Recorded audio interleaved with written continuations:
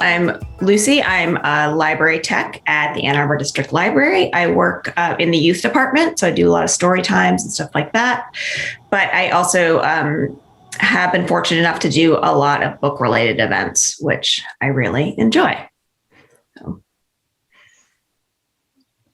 My name is Amanda. I'm also at the Ann Arbor District Library. I also work in the children's department with Lucy and Christopher. I also do story times. I do programming for all ages. And I'm happy to take part in so many of these great discussions we've been having over the past year.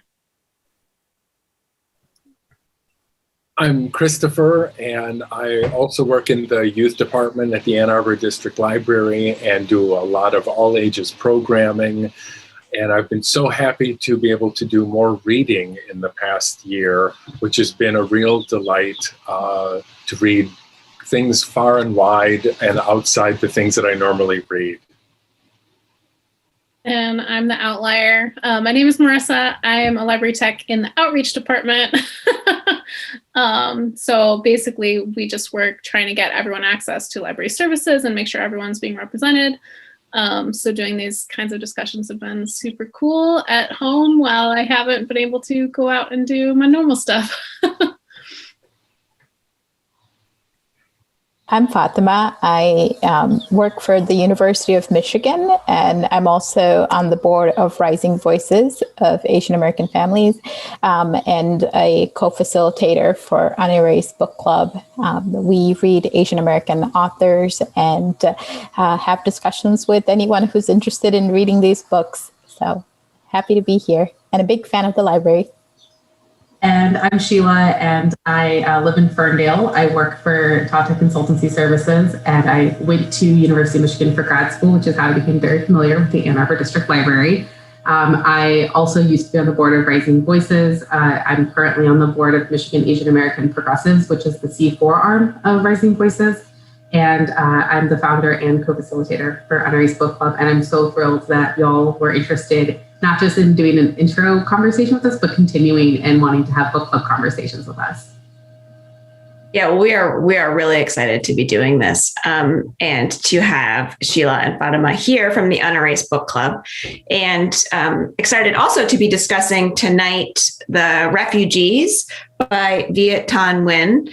And this is his collection of short stories, which came out between, he's written 2 novels, but these are short stories. So there is a lot in here to discuss. And I don't know, Fatema and Sheila, if you want to sort of get us started with some of your guiding questions, that would be great. Yeah. So we usually like to start by asking the big question of, did you like the book? Or how did you find it? What feelings did you have while reading it? And then we can go from there.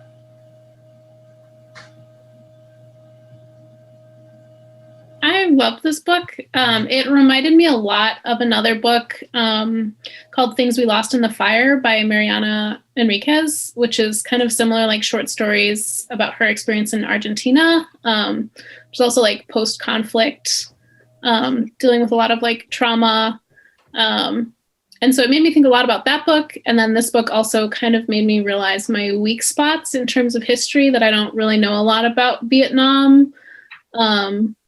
Like I know kind of about the US involvement, but not a whole lot of like other specific things. And when they're talking about the communists, I was like, I don't really know a lot of what all that, I don't have a sense of like the weight that comes with a lot of those things. Well, I had a similar response. I thoroughly enjoyed reading the book. I love that it was short essays, so you can jump just from one to the next. And I like that they told like a variety of stories and perspectives from different genders, different family members, and how it affected their life, where they came from, where they ended up, that kind of thing. But also, as Marissa said, I feel like I had those holes in the history. And so it made me want to delve in more into learning about, like you hear about the Vietnam War and the general history, but just delving more into like how it specifically affected different people, specifically refugees and those who were further traumatized and wanted to get out. So yeah, this was a great read for me when this book was listed. I jumped at the chance to read it. I bought a copy of the book. This is my first introduction to the writer, and it was really, really, really well written. So good job, Pulitzer. I also really like the book, and I love short stories in general. So this was so much, well, I won't say it was fun to read, but I really enjoyed reading it a lot. I often found myself, I had to be a little bit patient while reading because the author puts hints or mysterious circumstances in the beginning of each story, and you have to wait a while, which I enjoyed. You have to wait to see exactly what's going on. And that I found that to be the case in many, many of the stories, and I really appreciated his craft for writing a very tight yet intriguing story that way. Yeah, I agree, Christopher. I love short fiction, especially when it's a collection that's all by one author. I just feel like you're getting like two things, because you're getting these individual stories, but then you're also getting this book that's the sum of its parts. So I love to see how they're put together. And I really want to read his first novel, and now he has a second one, The Sympathizer, and the second one that just came out.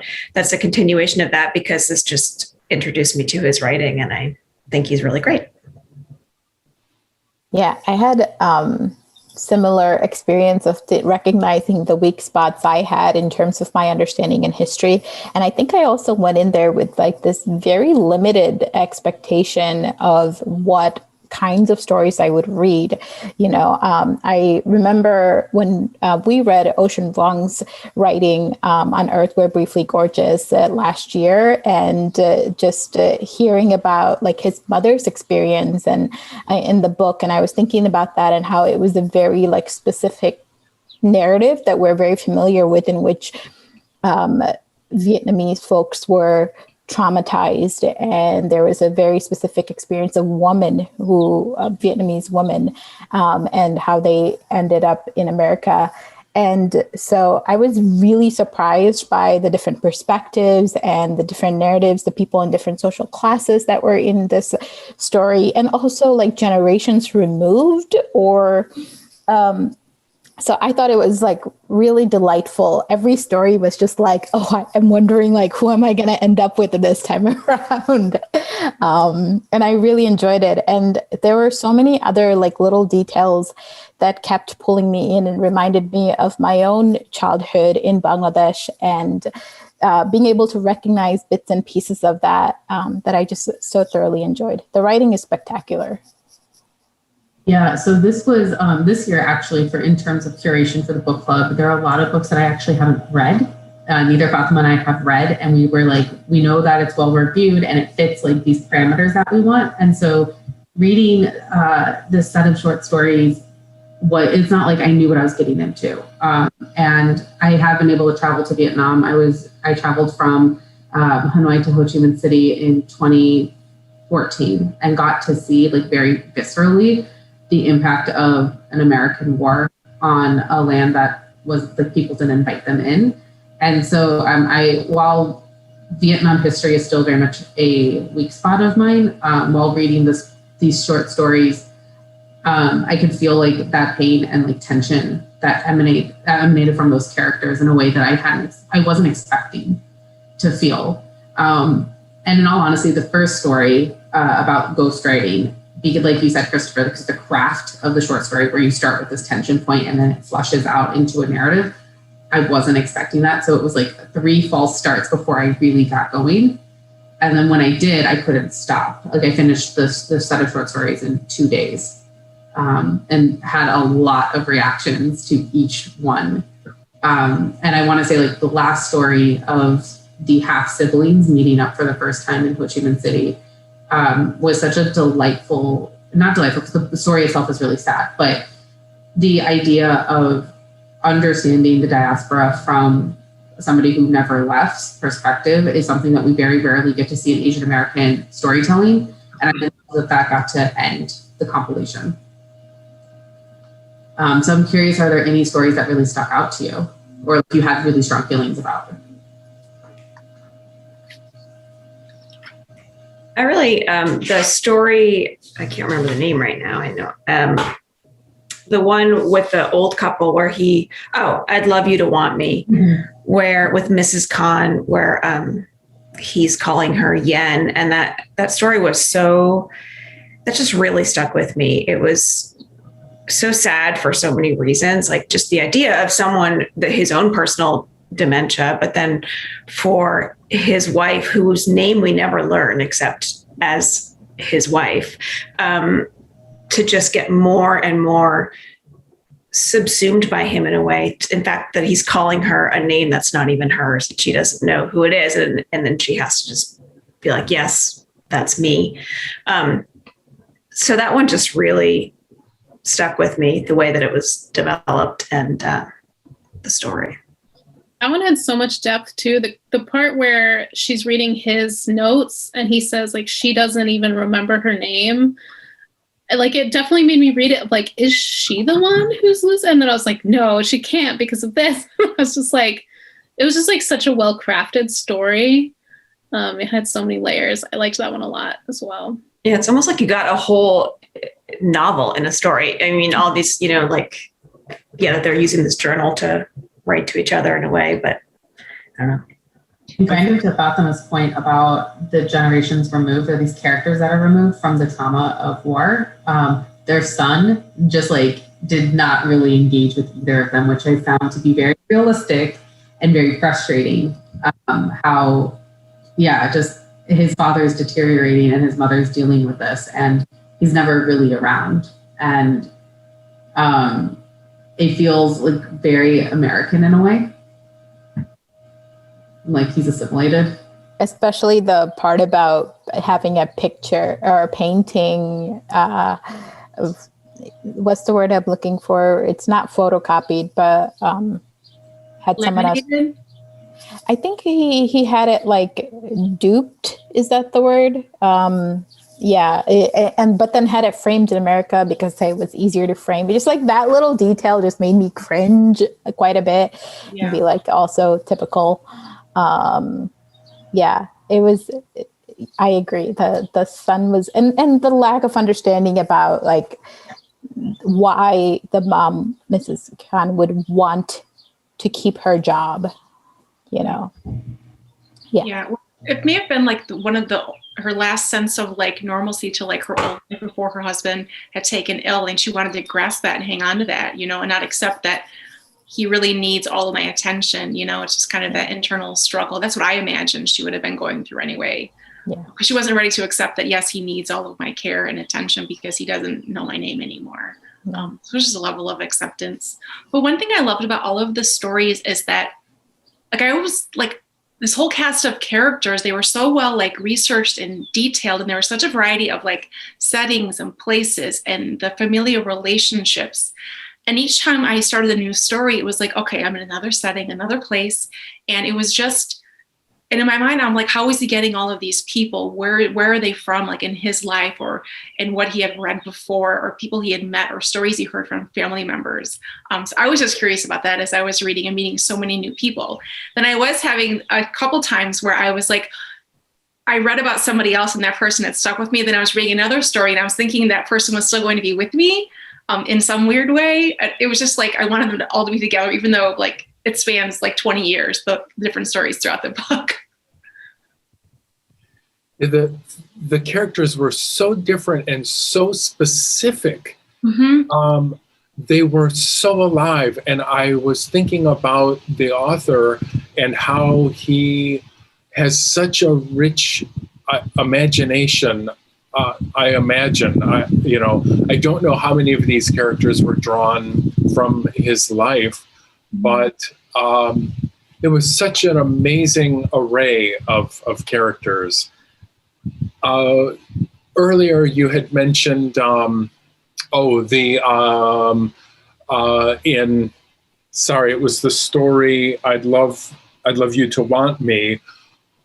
I thought all the stories had such an interesting twist in them as well. Like that one detail where she's reading the journal and he, the husband, is thinking that she has lost her mind.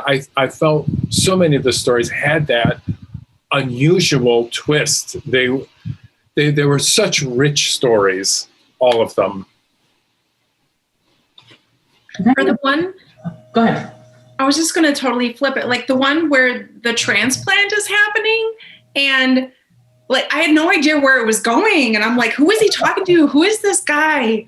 That one just kept like flipping me over and over. And there were some passages I had to like reread and think, where am I at? What's happening? I still don't know how to feel about that story. Who is that guy? And like, I actually really love that these set of stories are kind of the antithesis to the Jhumpa Lahiri complex of kind of reworking the same characters to death and like the same narratives. And instead, Nguyen has really given us such a diversity of Vietnamese American and Vietnamese in American characters that show the diversity, like the experiences, the like breaking down of the model minority myths, showing that person has such a specific story. And if you take time to understand them, you get a much fuller sense of the community. And that's not like, I know that probably wasn't the intention, but that's what I took away from it is like, yeah, like all types of people can be scammers. Don't pigeonhole people.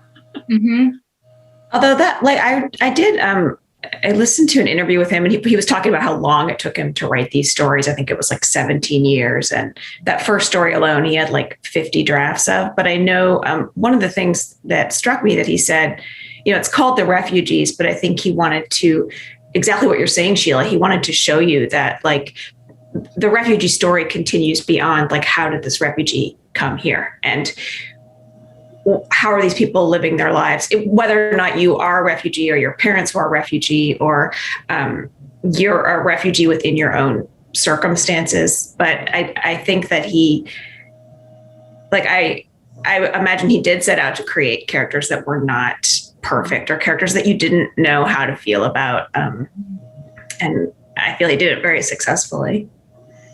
So he wrote it over 17 years.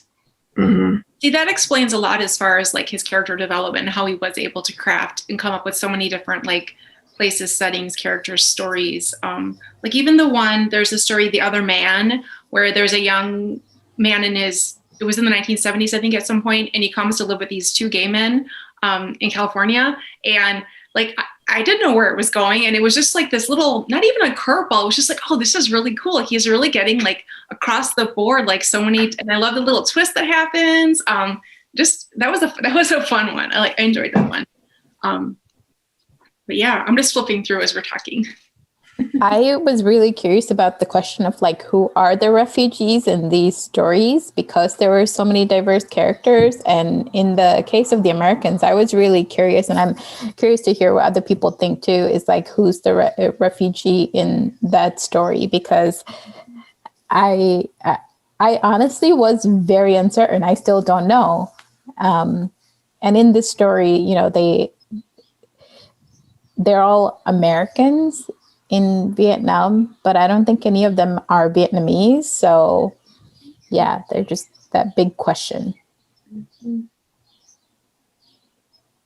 Yeah, that was interesting. The daughter felt she had to, what does she say, correct being an American. Like it's almost like she's got to atone for, well, what her father did. And her mother's Japanese. Yeah, I was unsure too, like who is the refugee in this story? I mean, I had a lot of feelings about that story specifically with, like, first of all, the fact that like most or a lot of Black American exposure to Asians and then Asian Americans is directly through military intervention. And while Asian Americans have, like, as they've migrated to the US before like the 1960s, tended to live with Black and Latino families or like in those communities because of redlining and because of the violence that happens if you live in a white area. The real, I can't think of the word, but like the majority of Black exposure to Asian culture is through the Korean War and the Vietnamese War.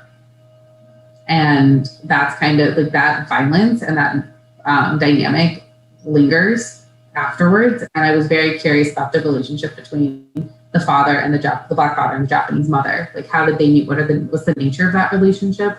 And and how like while he was in the military, he as a Black man is also still subjugated in the 70s to extreme racism in the US, and maybe the military was the only way out. Like we don't get a full sense of his backstory of why he joined the military. And I also think about the fact that the mother is Japanese, part of a colonial empire. I mean, like ethnically part of the colonial empire, and probably would have been around the age where it still has feelings about it. But in the US is seen as something very, very different, and how they're both they're both occupying this in-between space of we have caused harm, but we've also been harmed. And I didn't like the daughter was quite young, like in her early 20s, and very like open to seeing the negatives, but not understanding the complexities. And I walked away from that story, like feeling personally attacked as somebody who's like lived abroad as a young 20-year-old or 22-year-old. But also, and like understanding that perspective very deeply, but also as a 30-year-old, recognizing how complex all these other forces that they're out of everybody's hands shape her reality. I just found the father so unlikable. Yeah. I mean, I'm not saying anything too deep with that. Mm-hmm. He was just so closed off to his daughter in particular. And I think one of the questions I saw in a discussion list, was about why did he have a change of heart, or why was he so angry? That was the question. He seems to have been angry so much of his whole life, not just on this one trip to Vietnam, especially when his daughter is recounting the times in her life when he said she is doing something so stupid or throwing her life away. There was so much in that story. It would almost be interesting to get a part 2 to that. Yeah. And I wasn't sure how to feel about the end, where he acknowledged his own frailty, and maybe he acknowledged a different way of looking at the world or his family. I'm not sure. Mm-hmm. Well, I think too, with the whole book being short stories, we're just given a glimpse into their lives. And I think it's totally realistic to have like an angry father or somebody who has a lot of like pent up emotions, thoughts, feelings, and history like inside. Like you're not going to get the full everything in those 22 pages or whatever it is, but that's part of like the magic of short stories, is you're given a small glimpse. And I do like how with each of the stories in this book, not every story was tied up in a little bow at the end, but you still had that beautiful little ending that kind of left you in a good place where you're like, okay, the dad is having in that particular story, the dad is having this moment with his daughter, like he's having this moment. So I do like that. And I do wonder like how that story, and that, I don't want to say it's one of my least favorite stories, but I struggled the most with figuring out that story and the pieces and how the characters fit together, and like where they came from. I spent a lot of time, like you did, like figuring out how did they come together and what is this about. But that's, I like that the author was able, again, great writing, just great writing. I really like this short story, and particularly because I thought the dad in a lot of ways typifies like the immigrant parent, right? Just because of his social class, we get a hint that he grew up in very poor Southern America. Is it Alabama, I think? And just how when he looks at people in Vietnam, he's remembering the people in America that he grew up with and the poverty there, and all that he's done to try to escape it and leave it, and perhaps by joining the military, perhaps for other reasons, but and then to have his daughter kind of take the path that would take her away from financial security, that would take her away from, like a well-established, secure life in America, and instead go somewhere else where she is, again, living in a tiny, like, studio apartment that doesn't have air conditioning, or like there are all these factors that he notices, and very much. So for me, it was just like a parent who's frustrated at their child who isn't living the dream that they worked so hard for. And that's really, really hard. that is partially why I felt personally attacked by that. Yeah, but again, I mean, that's another great perspective. Because I mean, the whole book is refugees, and like if you were trying to move from A to B to get to C, it's like, well, wait a minute, you can get to C. We already did the A and the B for you. Why aren't you doing the, you know? Yeah, I also like that. I think that he used the term military-industrial complex. He was very much against creating robotics or using like Department of Defense funds. And I thought that those were hints that about his feelings towards the military, that he wasn't agreeing to all that was happening or all that he had to do and he had to survive. And I don't think anyone in his family was really catching on to that or empathizing with how difficult it must have been for him. And also, his being oppositional to Claire's boyfriend was really just about him saying, don't be an idiot like me when I was younger and make the same mistakes. And I think he just lacked the communication skills to be able to say that directly, but he was really trying to put that forward because he knows how dangerous it is.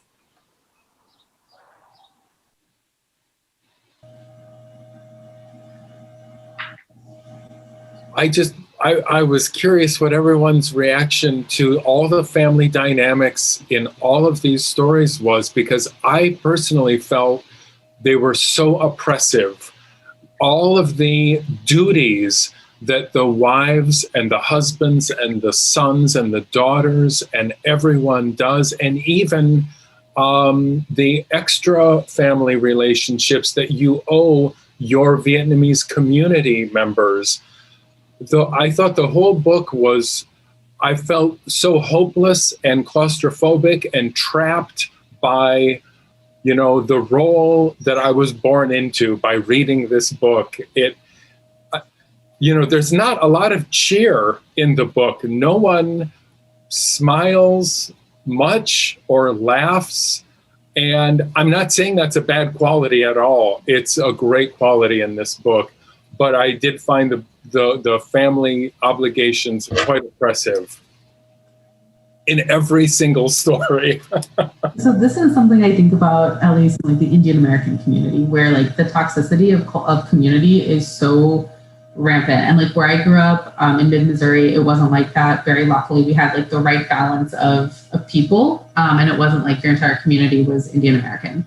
But I've heard like horror stories in the US of Indian American communities just like pushing like conservative ideas of family and relations and your auntie and uncle and like what you should and shouldn't be doing. But on the flip side, and I thought this was the norm for any diaspora community. On the flip side, my husband is Indian, but grew up in the Gulf, grew up in Dubai, and none of this exists there. None of the weird toxicity, none of this oppressive idea of what is or isn't Indian culture, what is it or isn't Indian family life. And when he moved here in his late teens, he was like, what is this?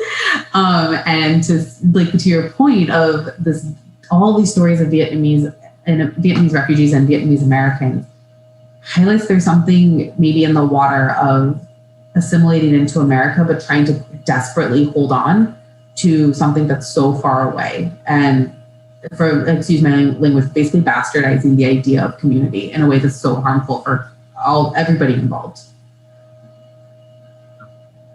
I can see that. There was in one of the articles, I don't think it was from the author who said it, but someone else was talking about just refugee culture and how like Asians don't assimilate is what they were talking about. And which is such an interesting way to put it. Cause I thought very similar, like every story had a dad issue specifically with the father.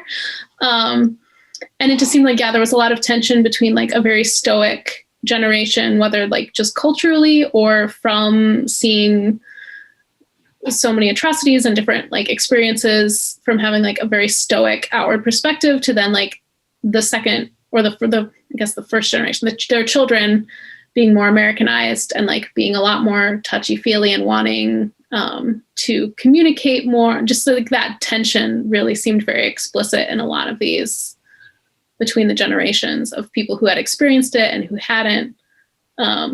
I forget which, I think it was the third story, The Warriors, where it's like, was that the one where it's the son and his mom, and he's talking about at one point where she's just telling him about famine and how being hungry, and he's just like not at all able to absorb that. And part of it, I think he was a kid when he was talking about that, but also just like it's just a different life experience. And he even ends that story by going into the 7-Eleven or the candy shop, not even sure which thing he's going to buy. I really like that story with the mom in the grocery store and that woman coming to her and her seeing the other perspective. And then she grabs the kid and they're going to her house and she's just ready to give it to her. And then she goes into their home and sees all of the people that are gathered around that table. And then her tiny room where she is working on sewing and mending like uniforms for the war. And it's just, you could just feel the tension and the quietness in that space. And I love those differing perspectives coming together. And then ending with that boy in the store, he's getting a reward because he came along, he did the right thing, he's with her, but also just like, that was just like, he's going to remember that day forever because this was the day, his mom was doing this. They were on like a mission, an independent thing they were doing. That was a good story. I like that one a lot.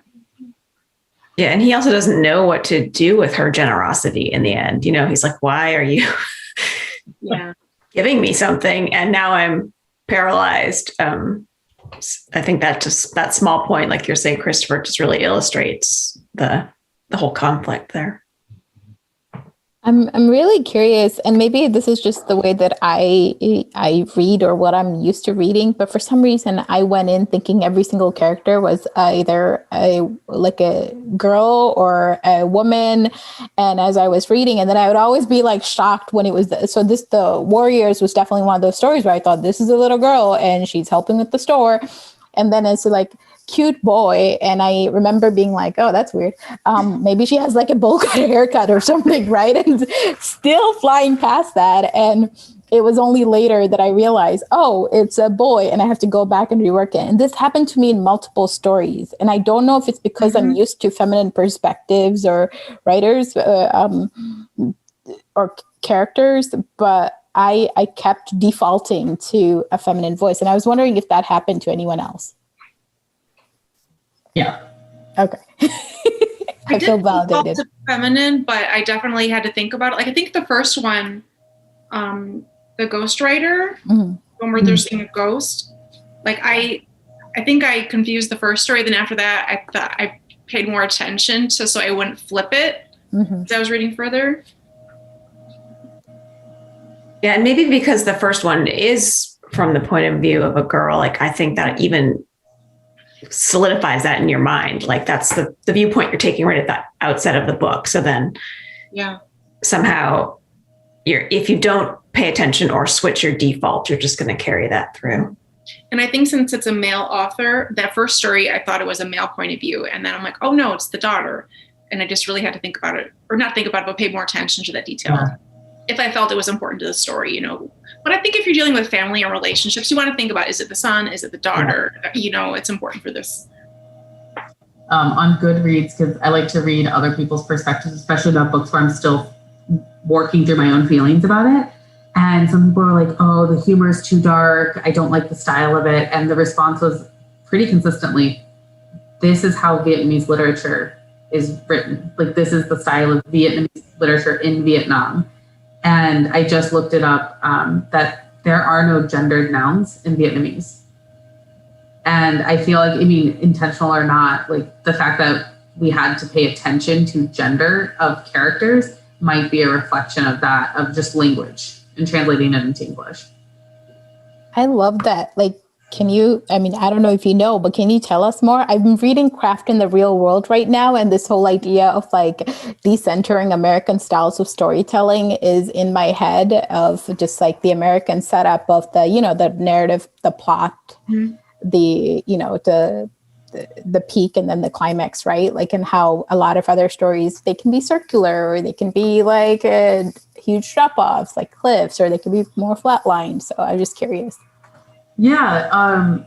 So this is, since we've been talking about this, and I know you've been reading that book, and just something that I try to do is read literature translated from whatever language into English. I'm noticing in Indian writing specifically that craft and story creation is very different than Indian American writers. And I'm assuming it's very similar in other countries and other writing cultures. And so to see this for the first time in another Asian culture that I'm not familiar with was very reassuring that there's so much more literature to dig into, especially as translation hopefully becomes a little bit more accessible and more funded, that we can start to see how Vietnamese authors in Vietnam write and being able to draw those parallels in diaspora writing. And I think it says a lot about Nguyen that he writes for a Vietnamese audience as well, to have that similarity imbibed in his craft. And that cannot be said the same for a lot of Indian American writers who write along the same like Western structure. But there's a new book that's come out that's receiving a lot of praise, written by an Indian American set in Varanasi. And the writer has never been to Varanasi. The writer has never experienced like the lives of the people there and has done a lot of research, which is great. But the issue I have with this, like, I don't want to say profiting, but kind of profiting off of like the homeland or the stories of people you don't know is you don't get the writing for them. You don't get to write for people who are you're talking about. And you miss out on this very important but easily missed texture point in the writing. And that's I'm rambling a little bit, but I have a lot of feelings about this very specific space that the diaspora occupies in literature. If you're writing about your family or like your community, like you should also be writing for them with respect to them. And I think Nguyen does an incredible job of that.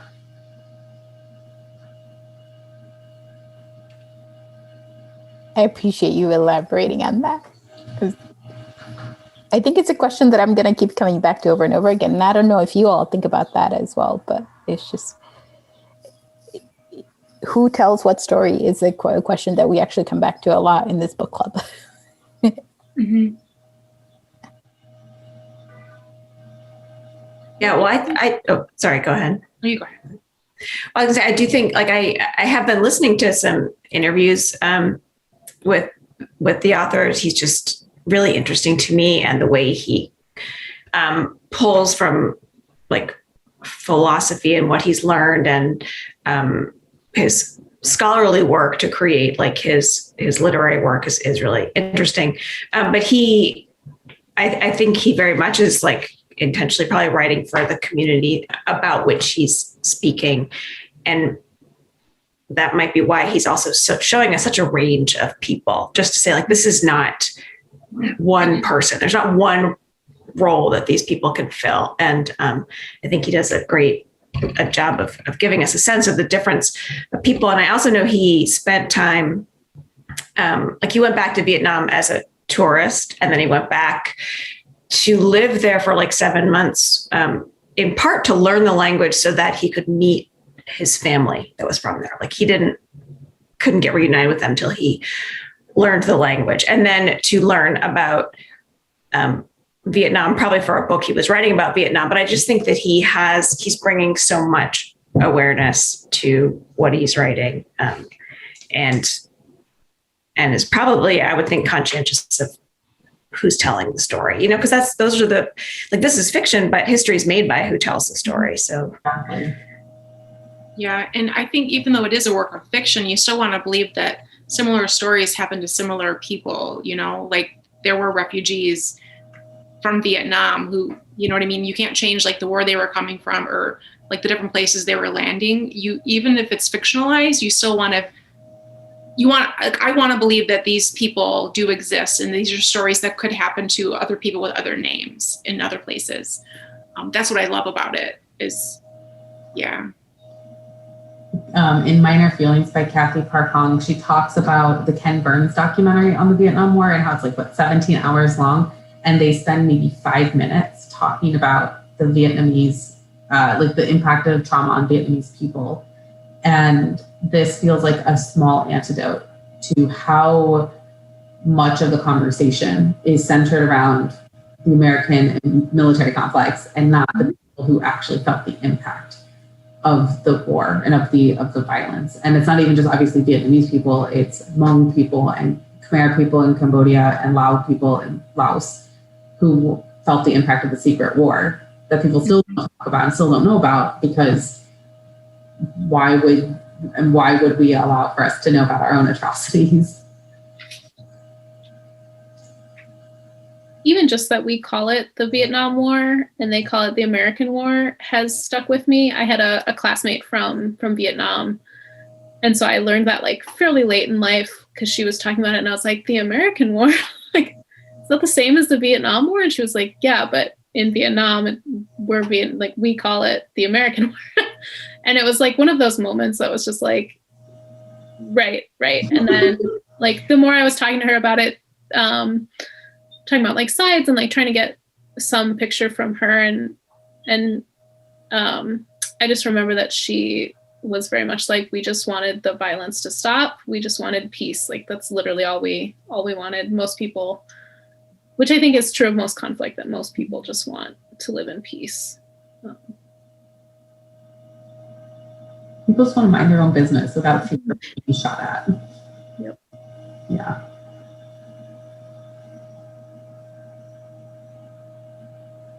Which I think the first story, The Black-Eyed Woman, that was my favorite of the short stories, actually. I think it was maybe the most of like what I was expecting almost from a book about conflict and like people leaving conflict. I think it maybe already like was fitting into like what I was expecting. But I just really love horror as a genre, and I think it's so interesting how horror as a genre, it can be used to heal from trauma and to like work through loss and grief and dealing with all of these like things as a coping mechanism, which is why it kind of reminded me of The Things That We Lost in the Fire by Mariana Enriquez, because she's from Argentina, but it had a very similar vibe of like using horror elements of ghosts and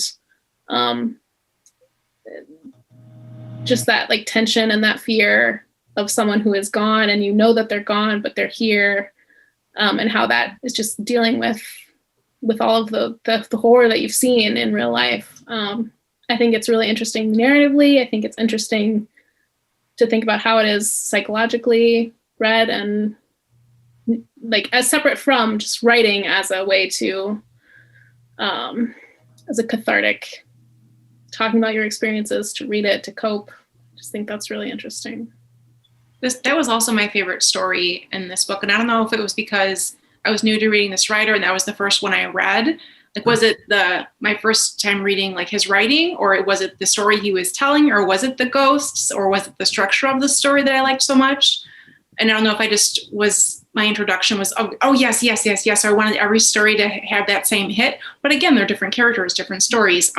But it's something about the way that like the story progressed. Like you get the backstory of the being on the boat, and then her brother's death and the mother not coping, and then like not believing people that they're really dead. And then you have this resolution. I just really, and maybe it was because she was a writer and she also was working on a book. I don't know. It was my favorite. It was my favorite story. I think that one was really interesting too, for the way it was like the characters.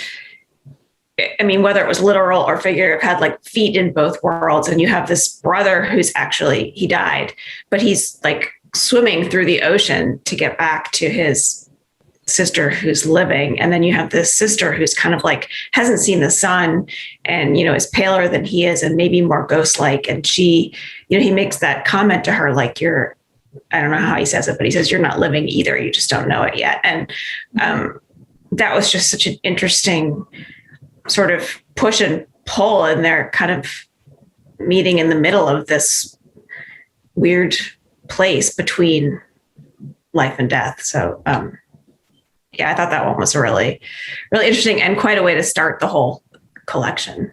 Mm-hmm. I wondered if Nguyen was writing himself into that character by being an author. if he was thinking of all the characters that he has written or would write, if they're all kind of ghosts in his imagination. I don't want to read too much into it, but it was a curious marriage between a ghost story and a writer. Mm-hmm. Because he seems like such a careful writer, it must be intentional. Yeah.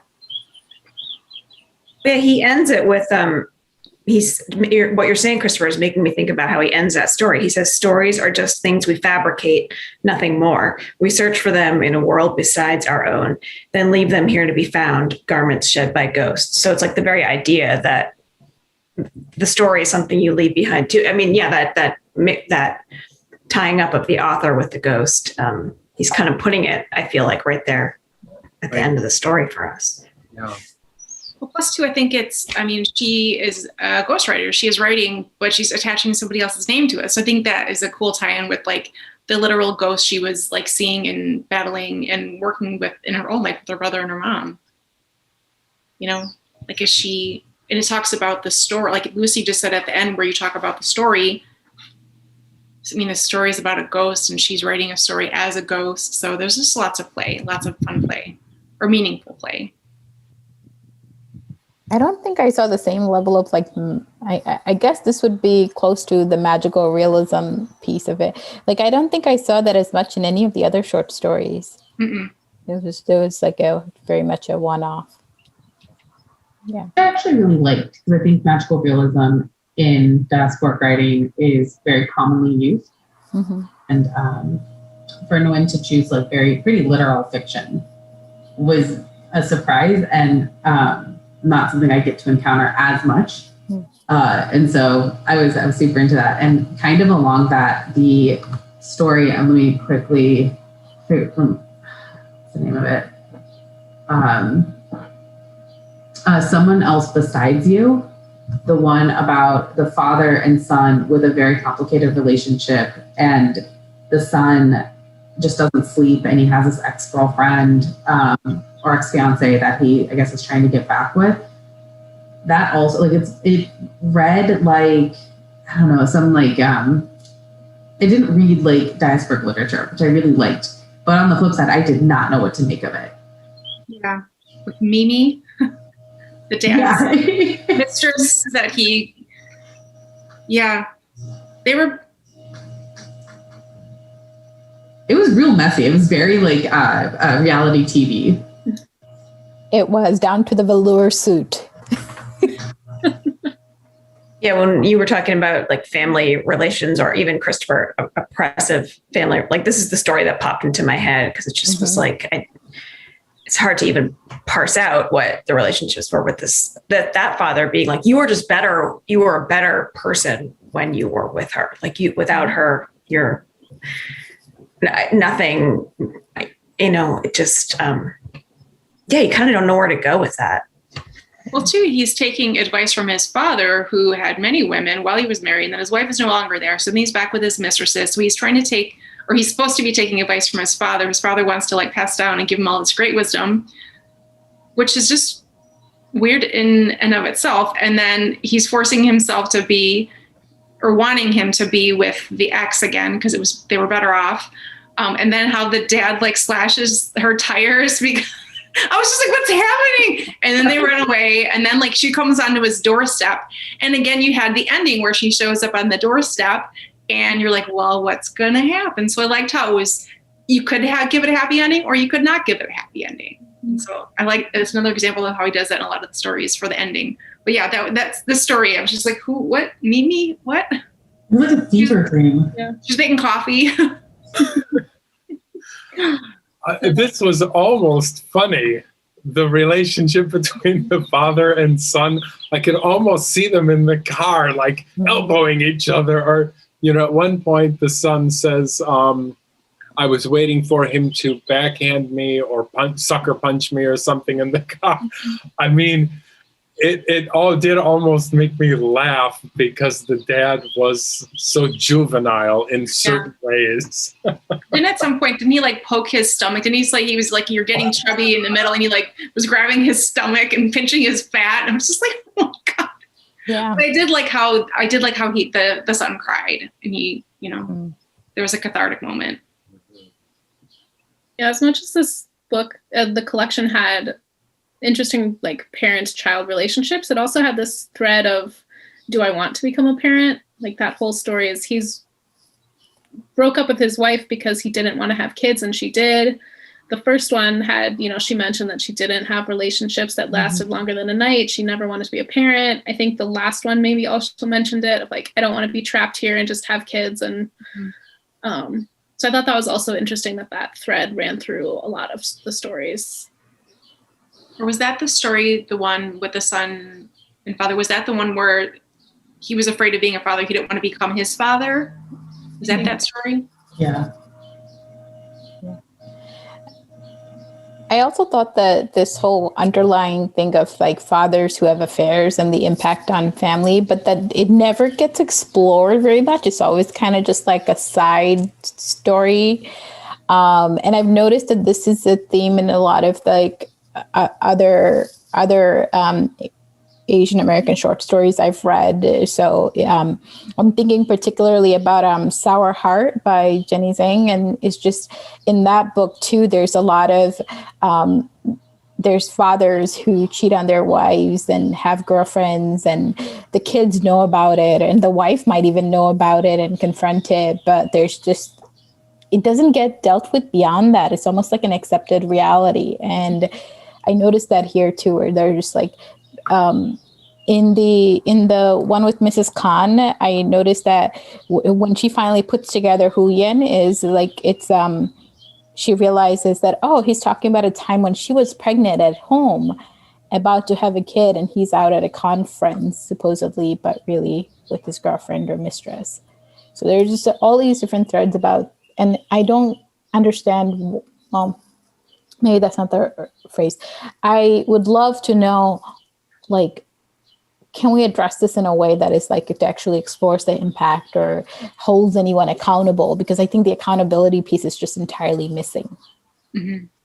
Yeah. Or like, what about these circumstances allow for no accountability, or maybe accountability is not even part of the conversation. Yeah. Yeah. I mean, I think about the last story, Fatherland, where not only is he like with another woman, but he names his children the same names as his first set of children, which is just almost like, is that a replacement or like, but you're right.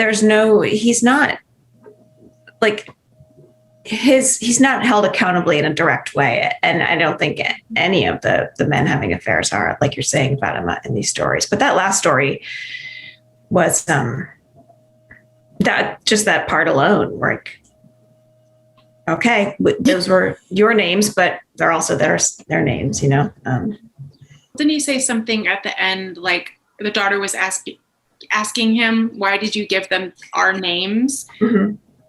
Or why did you name us after them? I forget which daughter was speaking. And he said, because I knew that she would come to meet the person who had the same name. Like that was his sort of way of like, that was, even if he knew like the other family wouldn't have wanted to have met the others or seen the others or visited, that was sort of like a reason to do so. Like I knew something, those being the names, my family would want to come back and see me again, when they did not want to.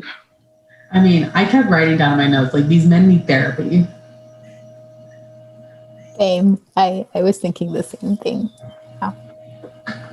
But again, you're looking at such a short piece of fiction, like it's hard to get all that resolution. But if you have a collection, how many are there stories? Like 10? If they all have a similar theme to it, it's like, well, but now we do want a little bit out of it because, and also I was wondering like how like prevalent or common it is in that culture or in other fiction, Yeah. That was one of my favorite stories. I really like that a lot. I didn't see the twist in it. Mm-hmm. And I don't know how to pronounce the daughter's name. Is it Fong? I'm not sure. But it seemed like she went from being shocked and crestfallen to almost stubborn and more resilient. It's like, fine, I'll take care of you, she says to Vivian at one point. And I thought that was the most hopeful story. She had, and it was even her secret, that she was going to make it out and have a different life for herself. It was almost inspiring, and then her act of defiance at the end, or rage, or whatever it may have been. Yeah, I really like that story. That was a great story to end it on, because she wanted to be the refugee who was leaving. She was ready to do anything to do those things. Yeah. And I did love the moments between the two sisters, like curled up in bed, or how the one of her gifted her the Victoria's Secret, and she wore it underneath, like the lace underneath her clothing, and she couldn't tell her father. So I did like those pieces. I think that even though that was a darker piece, it did have that positive energy where she was feeling like the rage or the she knew she wanted to go beyond where she was. Mm-hmm. I thought it was a really good story to end on. I think it does two things. One, it humanizes people who are in the home countries in a way that we don't get to see a lot, and it shows their complexity. But on the flip side, it also shows, like, because of the cost of travel and huge distances between the US and Asia, you don't really get to know until like the past 10 years with the internet and access to getting like video calls and stuff. But you don't really get to know your American family. And so you have this very specific idea of who they are. And it's really couched in stereotypes, and it's couched in like the American culture that's exported. And so for the younger daughter to be able to see her counterpart and basically humanize her and be like, oh, you also have like you have some issues you need to work through too. Mm-hmm. While we're being compared in our father's eyes, I don't need to compare myself to you anymore. And I actually have a lot more to offer. And I love that duality, especially as it speaks to the ways that families across geographies tend to hold each other up in very specific platforms and very specific lights in a way that's very damaging to the families that they have. I think I related the most to that narrative just because of my own family dynamics and thinking most of my family lives in Bangladesh, and even I grew up in Bangladesh too. And I remember when I was a kid, I used to think like, my dad was living in America and working. And I used to think like, oh, he's just like in his American castle. And that's why he's not here with us. And, in Bangladesh, my brother and I, without ever realizing that the life he was living in America as an immigrant was very difficult, that he was working a lot and it was hard. And I didn't really get to realize that until I reunited with him in America, and he was able to like get our visas approved and bring us over and things like that. And that's when I got to see the reality. But the family I left behind didn't. They still had this image of like, oh, you're in America, you own a house in America, so it must be a grand house. It doesn't, like all these things. And part of like showing your success to your family back home, at least for us, was to be able to cite those accomplishments. But along with those accomplishments come these really confining narratives of, you are wealthy, you are well off, therefore you should be able to support the family in all these ways, when realizing that actually in the American landscape, we're not, that, like we're probably lower in social class. And so, that I just related so much to that about like breaking down those illusions. I think even with video calls and WhatsApp being available, it's still super hard to be able to just show the scale, right? Like it's just very, very hard. Yeah. And Hollywood doesn't help. No, it doesn't. No, it doesn't. Yeah. Well, I wonder if that's a good place to sort of wrap up with that last story. This is, there's like so much in these stories. I feel like you could keep going on. It's true. Forever. But it has been a real pleasure to talk with you about this, of all of you. It's a great thing to discuss. So thank you so much again, Sheila and Fatema, for joining us. And this is going to air on the 27th, so soon. So I can say, because it'll be airing soon, that if people want to join us for the book club conversation, please go to the website unerasedbookclub.com. Sign up there. I can get you the information. Just want to reiterate that the book club is for everybody. It's not just for Asian American readers. We just happen to read Asian American authors. And a lot of the conversations that come up do center Asian American experiences in their multiplicity and diversity. But as you saw from this conversation, it's for everybody. Literature is universal and global for a reason. Thank you. And thank you to the Ann Arbor District Library for hosting us and just being an awesome resource for the city.